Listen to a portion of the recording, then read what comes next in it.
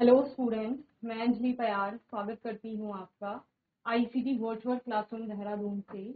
कैसे हैं आप सब लोग? उम्मीद करती हूँ आप सब लोग अच्छे होंगे और अपनी लाइफ में बहुत बेहतर कुछ कर रहे हैं। जैसा कि सभी बच्चे 7th क्लास को पास करके 8th क्लास में आए हैं, तो बहुत सारी शुभकामनाएं सभी को। और यहाँ पर साइंस में हम बहुत सारे टॉपिक्स पढ़ने वाले हैं। मैं आपको साइंस पढ़ाऊंगी, ठीक है, जिसमें हम सबसे पहले आज कंटेंट की बात करते हैं। कितने सारे चैप्टर आपके हैं, कौन सा चैप्टर हम सबसे पहले यहाँ पर पढ़ेंगे, ठीक है। साइंस की बात करें तो साइंस होता क्या है? बहुत चीजें आप साइंस के अंतर्गत पढ़ते हैं, लेकिन साइंस है क्या? तो साइंस में आप एक स्टडी करते हो किसी भी वस्तु का जो आपके आसपास आपको दिखाई दे रही है, या अगर वो आपको नहीं भी दिखाई दे रही है फिर भी हमें उसके कॉन्सेप्ट को समझना होता है। और कैसे समझना होता है? एक सिस्टमैटिक वे से समझ रहे हैं, यानी कि क्रमबद्ध अध्ययन करना होता है किसी भी चीज का। वो आपकी सजीव भी हो सकती है और निर्जीव भी, यानी लिविंग और नॉन लिविंग कोई भी चीज हो सकती है, ठीक है। साइंस को आप अलग अलग तरह से पढ़ते हैं। जैसे आप लिविंग थिंग्स की बात करते हैं, जैसे कि जैव जगत जो हमारा है, जिसमें कि आपके प्लांट्स आते हैं, एनिमल्स आते हैं, उसकी आप स्टडी करते हो। आप कहते हैं कि ये पेन है, इसके अंदर कुछ ना कुछ चीजें होंगी, किसी से बनकर ये मिलकर के ये बना होगा, उसकी बात हम करते हैं, यानी इसके कुछ ना कुछ कंपोनेंट्स होंगे। इसको हम किसी चीज में मिला देंगे, सपोज हम इसको गर्म कर रहे हैं फिर क्या हो रहा है, अगर इसको बहुत कम टेम्परेचर पे ले जा रहे हैं फिर क्या हो रहा है। तो ये सारी, यानी इसकी अभिक्रियाएं किस प्रकार चलेंगी, किस तरह से ये बिहेव कर रहा है, इसको स्टडी करते हैं। इसके अलावा जैसे आप लोग स्क्रीन में मुझे देख पा रहे हैं, भले मैं आपसे कई 100 किलोमीटर दूर हूँ, लेकिन फिर भी मेरी आवाज आप तक जा रही है, तो वो किस माध्यम से जा रही है?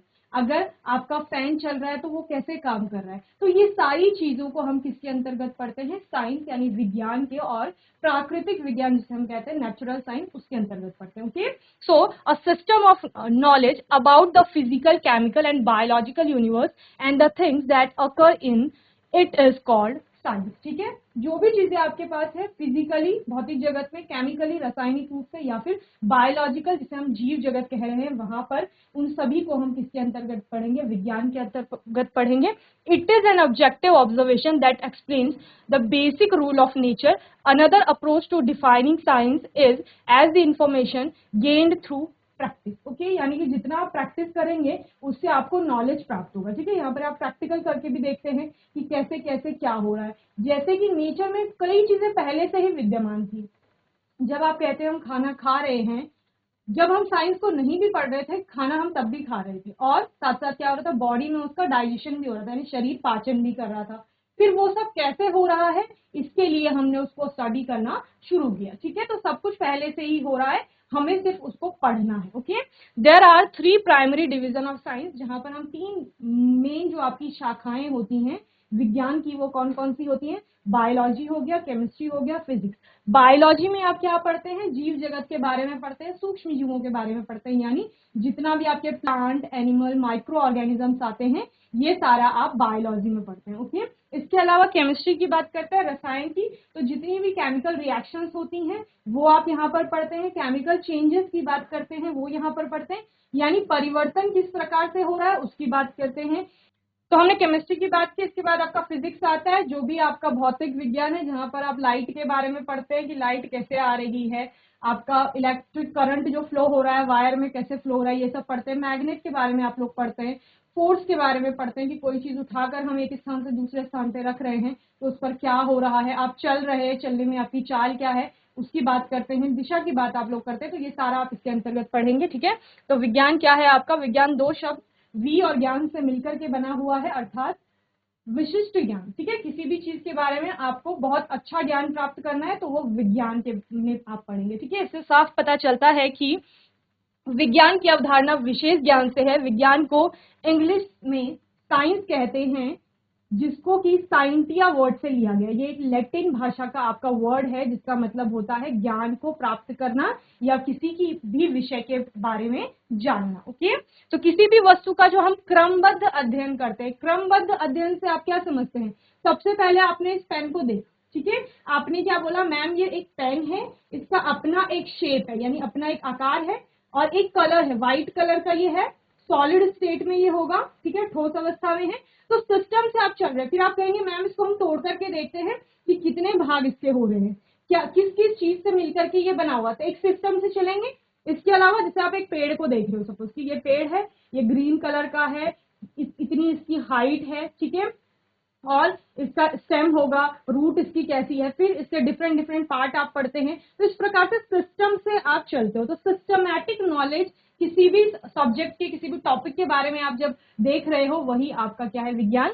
तीन आपकी शाखाओं में जाता है, जीव विज्ञान, रसायन विज्ञान, भौतिक विज्ञान। आगे जाके और सारी ब्रांचेस में इसको आप क्लासिफाई करते हैं या डिवाइड करते हैं।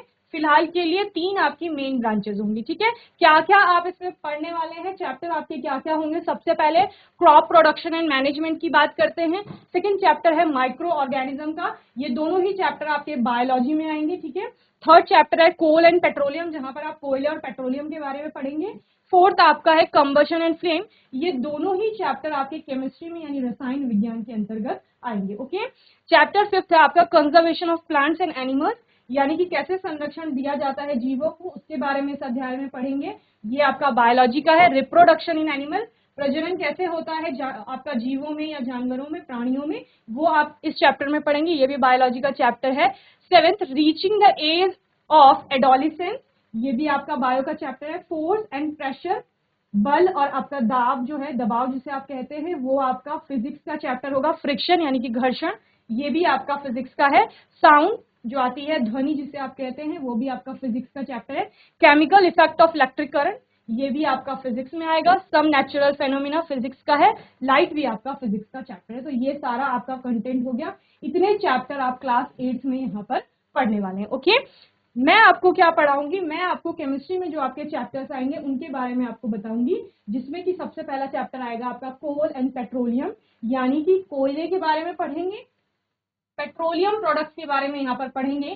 साथ ही चैप्टर में नेचुरल गैस का एक टॉपिक है, वो भी हम पढ़ेंगे। तो क्या क्या आएगा, कोल आएगा इसमें, ओके। कोल क्या होता है, इसके कितने टाइप होंगे, किस प्रकार का रिसोर्सेज के अंदर आप इसको देखते हैं, उसके बारे में बात करेंगे। नेचुरल गैस क्या है वो हम पढ़ेंगे।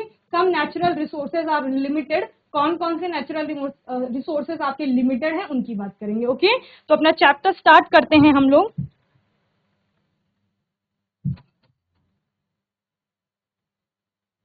चैप्टर है आपका कोल एंड पेट्रोलियम, यानी कोयला और पेट्रोलियम, ठीक है। तो चैप्टर का नेम जल्दी से नोट करिए, फिर आगे बढ़ते हैं इसमें।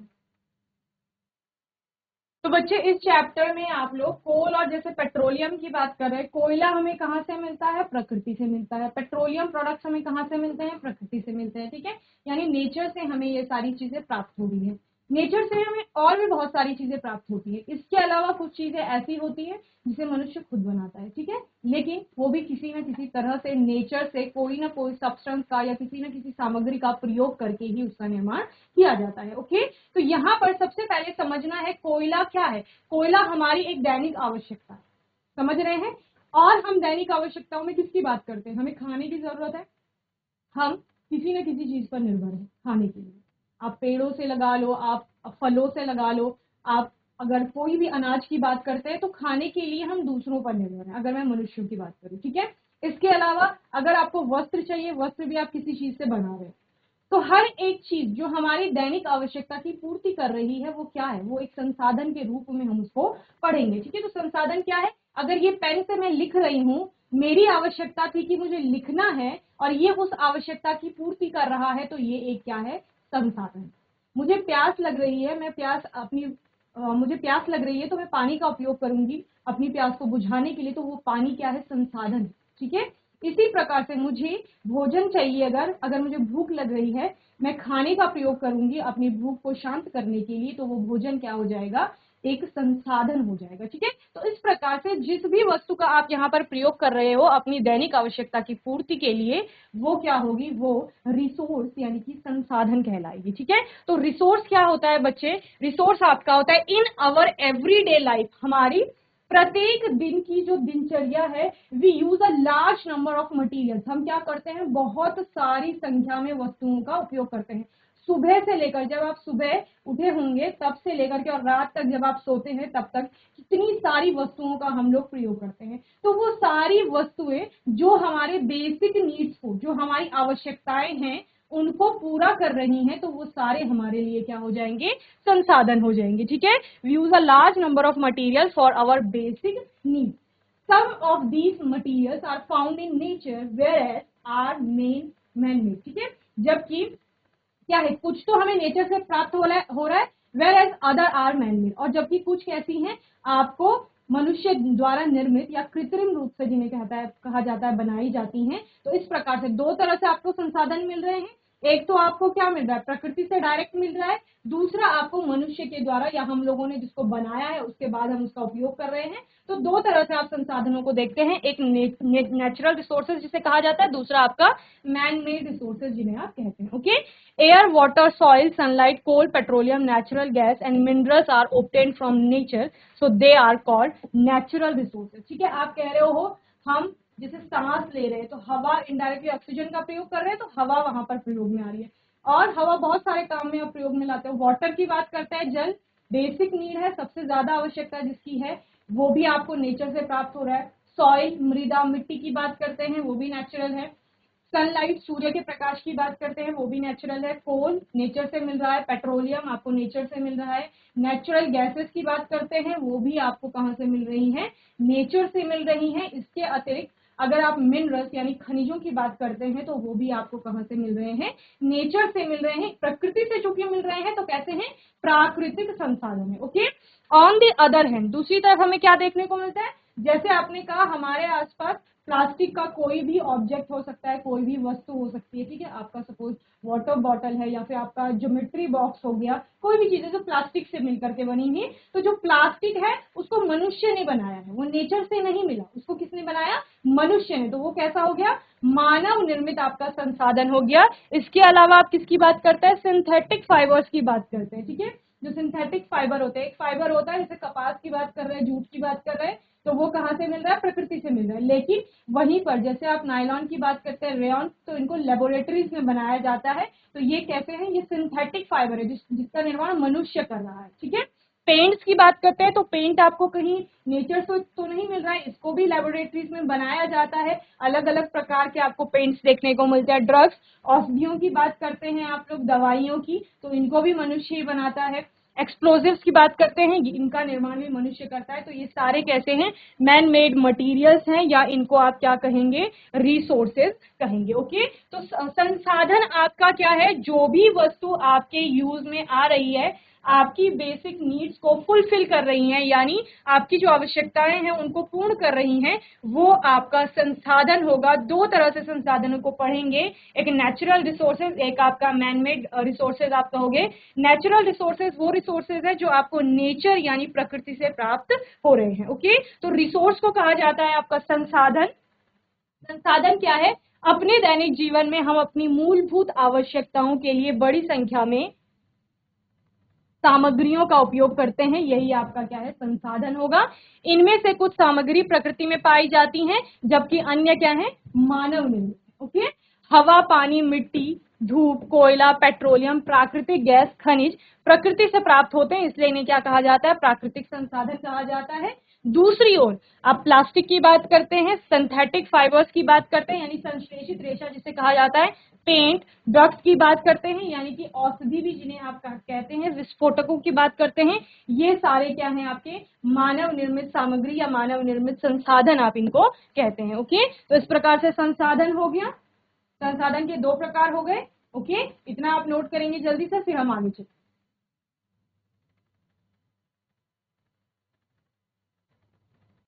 चलिए, तो संसाधन आपका क्या हो गया, एवरीथिंग। डेफिनेशन आप क्या लिखेंगे, everything in our environment which can be use to satisfy our need.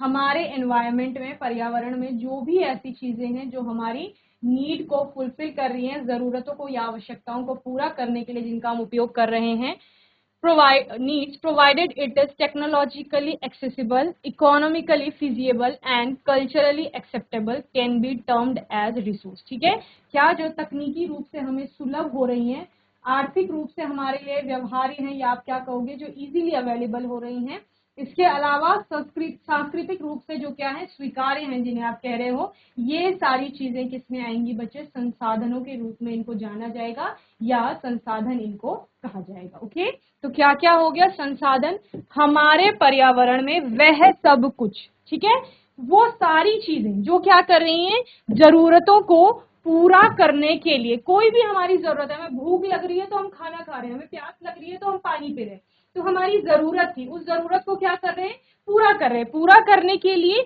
जिनका इस्तेमाल किया जा सकता है, या इस्तेमाल को आप क्या लिख सकते हो बच्चे, उपयोग लिख सकते हो, जिनका उपयोग किया जा सकता है, ठीक है।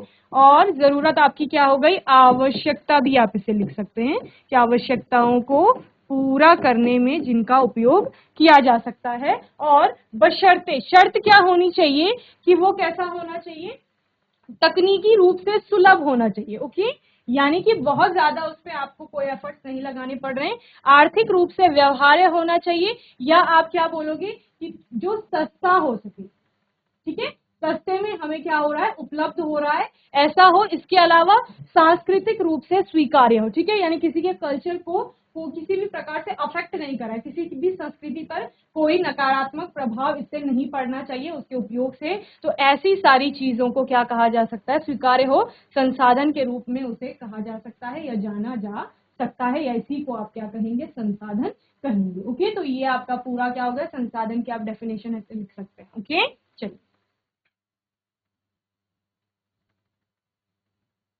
चलिए, संसाधन में हमने क्या बोला कि आपका एक नेचुरल रिसोर्सेज आएगा, नेचुरल आप जिसको क्या कह रहे हैं, प्राकृतिक संसाधन कह रहे हैं। तो प्राकृतिक संसाधन क्या है, जो भी आपको प्रकृति से मिल रहा है, प्रकृति से क्या मिल रहा है, आपको खाने के लिए भोजन मिल रहा है, हवा मिल रही है, पानी मिल रहा है, मिट्टी हो गया आपका, ठीक है, इसके अलावा लकड़ी आप यूज करते हो, और इसके अलावा बहुत सारी चीजें हैं जो प्रकृति से आपको प्राप्त हो रही हैं। तो ये सारे किस में आएंगे, आपका नेचुरल रिसोर्सेज में आएंगे, यानी प्राकृतिक संसाधन आप उसे कहेंगे, ठीक है। So what is natural resource,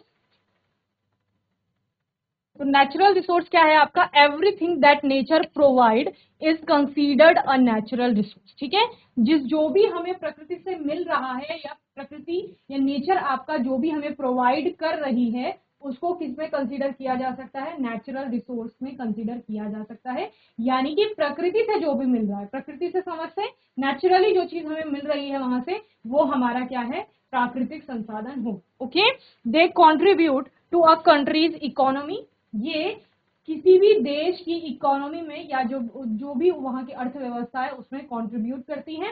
natural resource can be broadly categorised into two types based on the abundance of various resources in nature, ठीक है।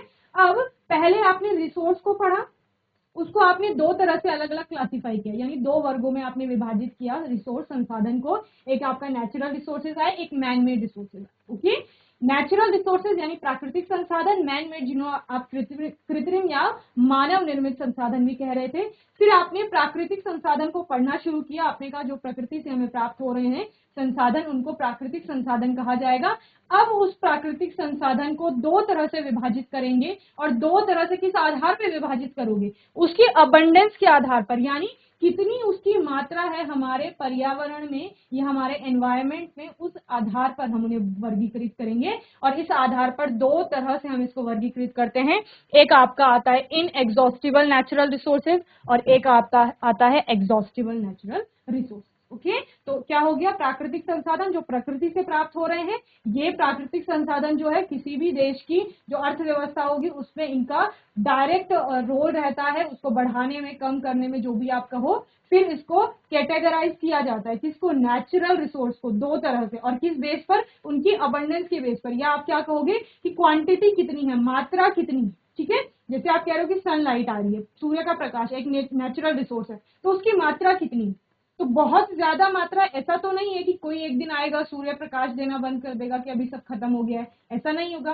पानी की बात करते हैं तो पानी भी आपका क्या है, निरंतर जल का पूरा चक्र बनता है ना। अभी क्या होगा, बारिश होगी, पानी धरती पर आएगा, फिर धूप पड़ेगी, पानी जो है आपका वाष्प बनकर उड़ जाएगा, फिर बादलों में जाकर संघनित हो जाएगा, फिर वहां से पुनः बारिश के रूप में नीचे आ जाएगा, तो पूरा जल चक्र चल रहा, ठीक है। यहाँ पर पानी के भी खत्म होने के चांसेस नहीं है कि एक दिन ऐसा होगा कि पानी खत्म हो जाएगा। कहीं ना कहीं हमारे एनवायरनमेंट में पानी किसी न किसी रूप में रहेगा, चाहे वो बादलों में भाप के रूप में रहे, या फिर ग्लेशियर्स में बर्फ के रूप में रहे, या फिर नदी तालाब समुद्र में आपका पानी के रूप में रहे। तो इस प्रकार से कहीं ना कहीं वो रहेगा। इसके अलावा कोल की बात आप करते हो या पेट्रोलियम की, कि इन चीजों का उपयोग कम करना है, ऐसे हम बोलते हैं। क्यों करना है? क्योंकि इनके लिमिटेड क्या है, क्वांटिटी है इनकी, यानी एक समय ऐसा जरूर आएगा या अवश्य आएगा जब ये समाप्त हो सकते हैं। तो इसी आधार पर हमने वर्गीकृत किया कि कुछ इन एग्जॉस्टिबल नेचुरल रिसोर्सेज होंगे और कुछ आपका क्या होंगे, एग्जॉस्टिबल नेचुरल रिसोर्सेज होंगे। ठीक है, तो बच्चे क्या हो गया, प्राकृतिक संसाधन क्या है, प्रकृति जो कुछ भी प्रदान करती है उसे प्राकृतिक संसाधन माना जाता है या कहा जाता है। वे देश की अर्थव्यवस्था में योगदान करते हैं, किसी भी देश की। ठीक है, और प्रकृति में विभिन्न संसाधनों की प्रचुरता के आधार पर या उनकी मात्रा के आधार पर प्राकृतिक संसाधनों को मोटे तौर पर आप दो प्रकारों में वर्गीकृत करते हैं। एक आपका आता है अक्षय प्राकृतिक संसाधन और दूसरा आते हैं समाप्त होने वाले प्राकृतिक संसाधन। तो जैसे नाम से ही आपको समझ में आ रहा है, अक्षय प्राकृतिक संसाधन यानी कि अक्षय, जो क्षय नहीं होंगे, जो समाप्त नहीं होंगे कभी। ठीक है, और दूसरा है समाप्त होने वाले, जो एक समय आने पर समाप्त हो जाएंगे। ओके, तो प्राकृतिक संसाधन दो तरह के हो गए, एक अक्षय प्राकृतिक संसाधन, इनएग्जॉस्टिबल रिसोर्सेज जिनको कहा जा रहा है, यानी कि जिनकी मात्रा इतनी अधिक है कि वो उनका अगर हम प्रयोग भी कर रहे हैं तो वो समाप्त नहीं होंगे। दूसरा क्या है, समाप्त होने वाले, इनकी मात्रा बहुत ज्यादा है लेकिन लिमिटेड है, समझ रहे हैं, यानी कि एक सीमा तक ही हम इनका उपयोग कर पाएंगे, उसके पश्चात ये क्या हो जाते हैं, समाप्त हो जाते हैं। और इसका भी एक रीजन है, क्यों, क्योंकि इनको बनने में, किसको, समाप्त होने वाले जो प्राकृतिक संसाधन है, इनको बनने में लाखों वर्ष लगते हैं। तो लाखों वर्ष, एक ह्यूमन एज तो लाखों वर्षों तक नहीं चलती, एक मनुष्य की जो औसत आयु है वो कितनी हो सकती है, 60 70 80 वर्ष हो सकती है। इतने में आपका ये नेचुरल रिसोर्स पुनः बनते नहीं, समझ रहे हैं, क्योंकि लाखों वर्ष लग रहे हैं उसको बनने में, इसलिए हमने इसको किसके अंतर्गत रखा, समाप्त होने वाले प्राकृतिक संसाधनों के अंतर्गत रखा है। ठीक है, तो इस तरह से आप इसको पूरा नोट करेंगे, फिर हम आगे इसके प्रकार पढ़ेंगे। ओके, चलिए।